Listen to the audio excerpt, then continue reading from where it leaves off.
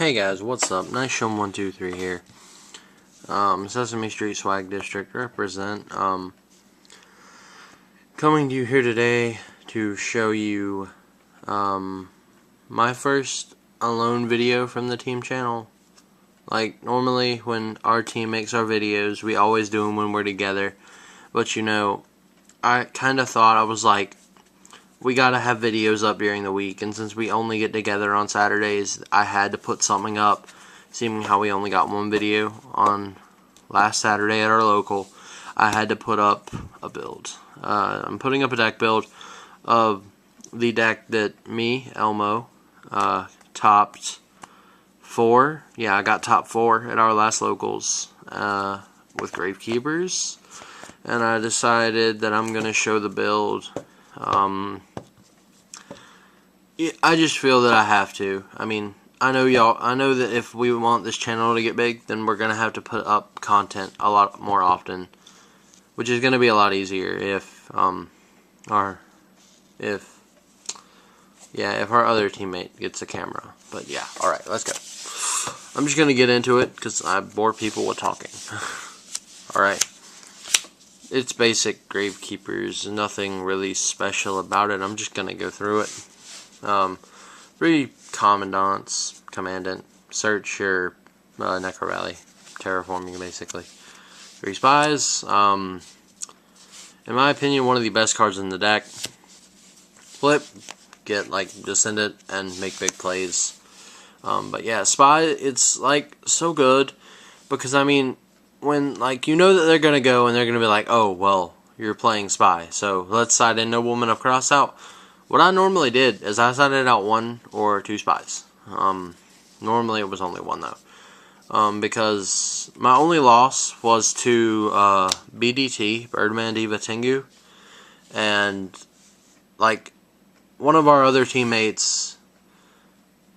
He played Gravekeepers too. He played the same guy and also lost to him. So kinda, you know, weird that we both lost to him. We obviously didn't side well enough against him, but, you know, yeah, I mean, you don't know. I mean, if you can't stop the plays, then you're kind of screwed. But yeah, 3 spies, best card in the deck. 3 Descendants, again, boss monster, tribute to Gravekeeper, accept himself to blow something up. That's pretty broken if you ask me. I mean, it's broken to really anything because this card really helps me out. Because every time, like, I'll go into game 2 and I'll like have a sided out spy and I'll be like, flip spy, get Descendant if he's not already on the field, and then I'll just pop. Because I'm really not worried about spy that much in that duel because I really didn't expect to see it. But you know, yeah. So 3 recruiters. What can I say about this card? It's a really good card. It really searches, in my opinion, that new card from the new set, Wonder Wand, it's Ultra/Ulti. With this card, yeah, I think that's going to be tight, because, you know, you got this guy on field, and you can send him to the graveyard to draw 2 cards, and then you get his effects, so just get pluses off of that card, but I only made it as a 1-of. But yeah, I would do that. Tech Assailant, or, yeah, Assailant. Guard, we don't really see Sams, but there is this one guy at our locals that comes up and plays Sam, so, you know, had to have it in there. I don't think I ever sided him out, because he was always good in my main. So, yeah, he was always there. Yeah, Gale, you know, it's just Gale. Again, good for your Blackwing Synchros. Next up, we got spells. I ran triple dualities. I mean, kind of have to. 3 Necro Valleys, best field spell, like, I mean, you have to play Necro Valley, it's Gravekeepers. 2 tributes, every time I drew it, half the time it was dead, and I always ended up, like, I sided them out, like, all the time.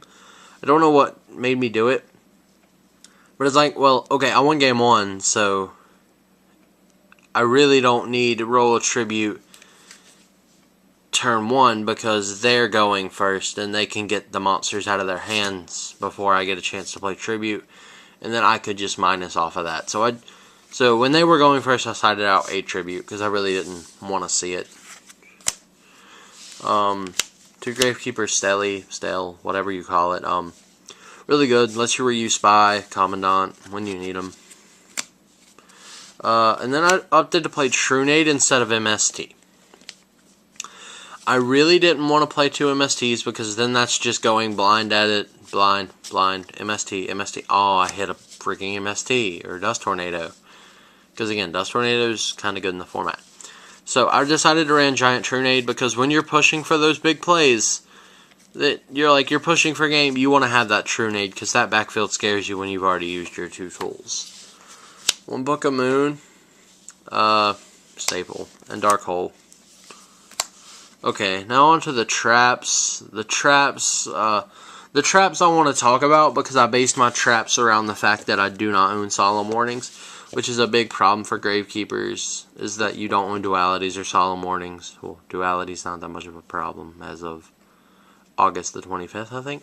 Yeah. So I ran 3D prisons. Okay, this would only be 2D prisons, but I put in a third because I don't own Solemn Warnings. I put in just 1 because, you know, it's helpful, and you always want to have that monster hate in your backfield to keep you safe. And 2 bottomless. 1 would be a compulse, and 1 would be another warning. I opted just to main bottomless because I just felt that it would be better because I can try and stop the synchros before they take on priority like Catastrophe. Just synchros like Catastrophe you can bottomless and it's better. 2 tools, Gravekeepers, like they're good, but I don't think that they would need 3 tools. Yeah, not at all. Like, I would probably main 3 tools, but not if I owned Warning. Like, if I had Solemn Warnings in here, 3 tools wouldn't be optional, but I went with 2. Because I wanted to keep my muster count at or my deck count at 40. 1 Mirror Force, 1 Solemn, Torrential, 1 Oppression, and Fiendish Chain. This card put in so much work. I had a Disaster Dragon mirror match. Not mirror match, what am I saying? I played Gravekeepers. Well, I played Disaster Dragon, and that match was like, turn 1 I open up Chain, and I was like, oh. I was like, it was second game and I opened up Chain.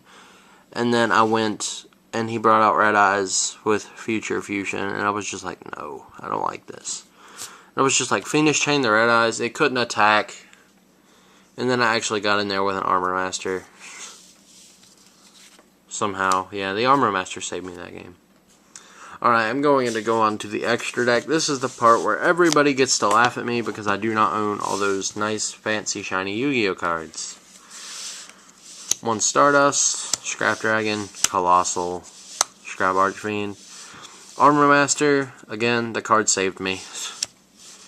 Because I don't want Black Rose. Brio, Gaia Knight, 2 Armed Wings, Catastor, Librarian, Chimera Tech, Utopia, and Generosaurus thingy. That's Reptar. That's not Generosaurus. It's Reptar from Rugrats. Yeah. Question of the day. Did you ever watch Rugrats when you were a kid? Yeah, I guess I'm gonna go there.